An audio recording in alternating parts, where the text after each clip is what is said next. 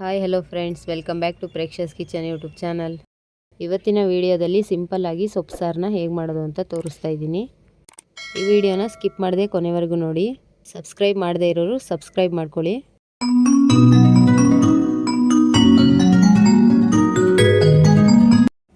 ಕುಕ್ಕರಿಗೆ ಒಂದು ಬೌಲಷ್ಟು ಬೇಳೆ ಹಾಕಿದ್ದೀನಿ.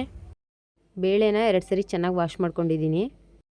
ಬೇಳೆಗೆ ಒಂದು 10 ಹಸಿಮೆಣಸಿನ್ಕಾಯಿ, ಸ್ವಲ್ಪ ಬೆಳ್ಳುಳ್ಳಿ, ಹಾಗೆ ಒಂದು 4 ಟೊಮೊಟೊನ ಸ್ಲೈಸಾಗಿ ಕಟ್ ಮಾಡ್ಕೊಂಡು ಹಾಕ್ತಾಯಿದ್ದೀನಿ. 1 ಸ್ಪೂನಷ್ಟು ಜೀರಿಗೆ ಹಾಕ್ತಾಯಿದ್ದೀನಿ. ಅರ್ಧ ಸ್ಪೂನು ಅರಿಶಿನದ ಪುಡಿ ಹಾಕ್ತಾಯಿದ್ದೀನಿ. ಇದಕ್ಕೆ ಇವಾಗ ವಾಶ್ ಮಾಡಿ ಇಟ್ಕೊಂಡಿರೋ ಸೊಪ್ಪನ್ನ ಹಾಕ್ತಾಯಿದ್ದೀನಿ. ಇಲ್ಲಿ ನಾನು 3 ಥರದ ಸೊಪ್ಪು ಹಾಕಿದ್ದೀನಿ. ಒಂದು ಸ್ವಲ್ಪ ಕೊತ್ತಂಬರಿ ಸೊಪ್ಪು ಹಾಕ್ತಾಯಿದ್ದೀನಿ.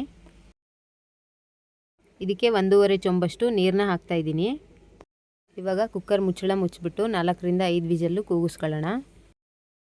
4 ವಿಜಲ್ ಆಗಿದೆ, ಓಪನ್ ಮಾಡ್ತಾಯಿದ್ದೀನಿ. ಸೊಪ್ಪು ಎಲ್ಲ ಸಾಫ್ಟಾಗಿ ಬೆಂದಿದೆ.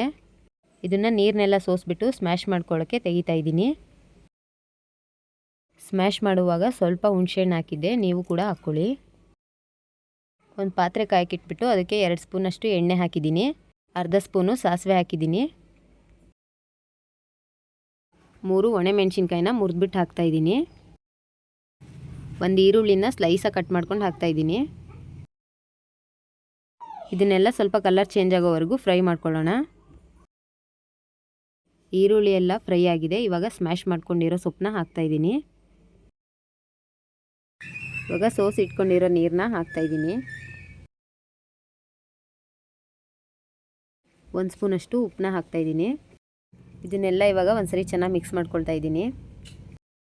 ಟೇಸ್ಟ್ ನೋಡಿ ಅರ್ಧ ಸ್ಪೂನಷ್ಟು ಉಪ್ಪು ಹಾಕ್ತಾಯಿದ್ದೀನಿ. ಇದನ್ನೆಲ್ಲ ಸೇರಿ ಇನ್ನೊಂದ್ಸರಿ ಚೆನ್ನಾಗಿ ಮಿಕ್ಸ್ ಮಾಡ್ಕೊಳ್ತಾ ಇದ್ದೀನಿ. 5 ನಿಮಿಷ ಸಾಂಬಾರನ್ನ ಚೆನ್ನಾಗಿ ಕುದಿಸ್ಕೊಳ್ಳೋಣ. 5 ನಿಮಿಷ ಆಯಿತು, ಸಾಂಬಾರು ಚೆನ್ನಾಗಿ ಕುದೀತಾ ಇದೆ. ಈ ರೀತಿ ಸೊಪ್ಪನ್ನ ಮಿಕ್ಸ್ ಮಾಡಿ ಮಾಡೋದ್ರಿಂದ ಸಾಂಬಾರು ಟೇಸ್ಟು ಇನ್ನೂ ಚೆನ್ನಾಗಿ ಬರುತ್ತೆ. ಈ ರೀತಿ ಸೊಪ್ಪು ಸಾಂಬಾರನ್ನ ನೀವು ಕೂಡ ಮನೇಲಿ ಒಂದ್ಸರಿ ಟ್ರೈ ಮಾಡಿ ಹೇಗೆ ಬಂದಿದೆ ಅಂತ ಕಮೆಂಟ್ ಮಾಡಿ. ಈ ವಿಡಿಯೋ ನಿಮಗೆ ಇಷ್ಟ ಆದರೆ ಲೈಕ್ ಮಾಡಿ, ಶೇರ್ ಮಾಡಿ, ಹಾಗೆ ನಮ್ಮ ಪ್ರೇಕ್ಷಸ್ ಕಿಚನ್ ಯೂಟ್ಯೂಬ್ ಚಾನಲ್ನ ಸಬ್ಸ್ಕ್ರೈಬ್ ಮಾಡಿ. Thank you for watching.